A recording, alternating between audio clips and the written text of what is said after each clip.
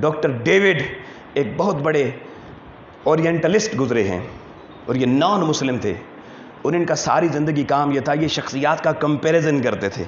کہ کون سی شخصیت آج کے دور کی پہلے دور کی کس کے مد مقابلہ، کس کی کوالٹی سیم ہے۔ یہ خود لکھتے ہیں ڈاکٹر ڈیوڈ کہ میں شخصیات کا موازنہ کرتے کرتے جب مولا حسین علیہ السلام پہ پہنچا، میں نے سوچا کہ حسین کو کس کے ساتھ مد مقابل ٹھہراؤں کہ حسین اس لیول کا انسان تھا۔ تو کہتے ہیں میرے دماغ میں خیال آیا کہ حسین کو میں رستم پہلوان کے مقابل کا بندہ لکھوں، کہ جیسے رستم پہلوان تھا جس کی پہلوانی بڑی مشہور تھی، حسین اس درجے کے بہادر ہیں۔ پھر کہتے ہیں میرے ذہن کے دریچوں سے ایک صدا آئی کہ ڈاکٹر ڈیوڈ کیا غلطی کرنے جا رہا ہے، دنیا کو کیا غلط میسج دینے جا رہا ہے۔ پھر اس نے لکھا، جملہ میں ڈاکٹر ڈیوڈ کا بتانا چاہتا ہوں، وہ کہتا ہے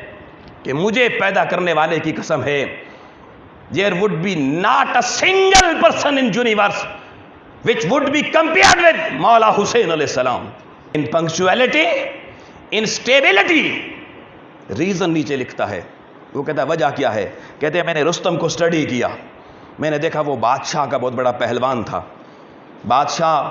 اپنی فوج کو کہیں بھیجتا سب سے پہلے رستم میدان میں آتا، رستم کو دیکھ کے فوجیں بھاگ جایا کرتی تھی۔ وہ کہتا ہے ایک محاذ پہ، بڑے دور محاذ تھا، بادشاہ نے فوج بھیجی کہ میرا پہلوان رستم بڑے بڑے مسلز والا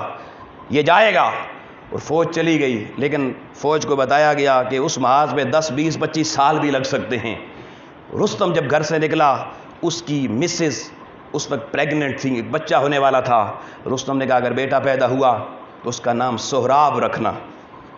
اور ہاں میری ایک نشانی اس کے گلے میں ڈال دینا، ایک لاکٹ دیا یہ اس کے گلے میں ڈال دینا، اور اسے پہلوانی بچپن سے سکھانا تاکہ وہ بھی میری طرح بڑا پہلوان بنے۔ سہراب لوگوں پیدا ہو گیا، گلے میں لاکٹ ڈل گیا، بچپن سے اس کے کشتیاں اور پہلوانیاں اور جنگ کرنا سکھائی گئی، اور وہ بھی بڑا ہو گیا۔ پھر دنیا کی سیاست میں تغیر آتے رہتے ہیں، ایسا تغیر آیا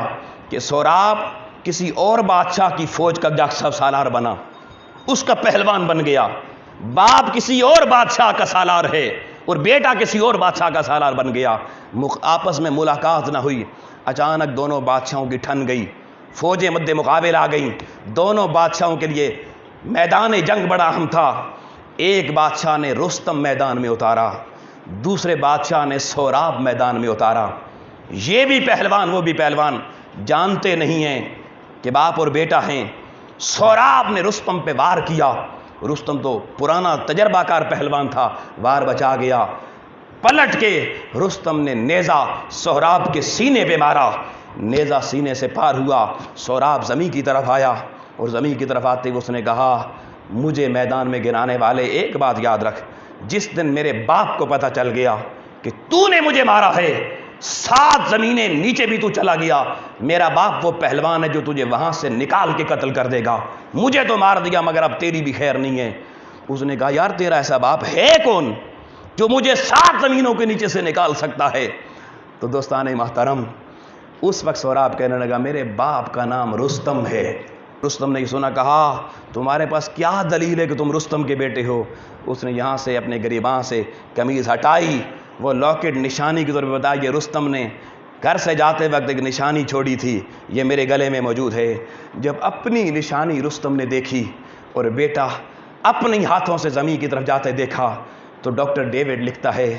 رستم بیٹے کی موت کا صدمہ سہ نہ سکا، ادھر بیٹا زمین پہ گرا، ادھر باپ زمین پہ گرا، دونوں پہلوان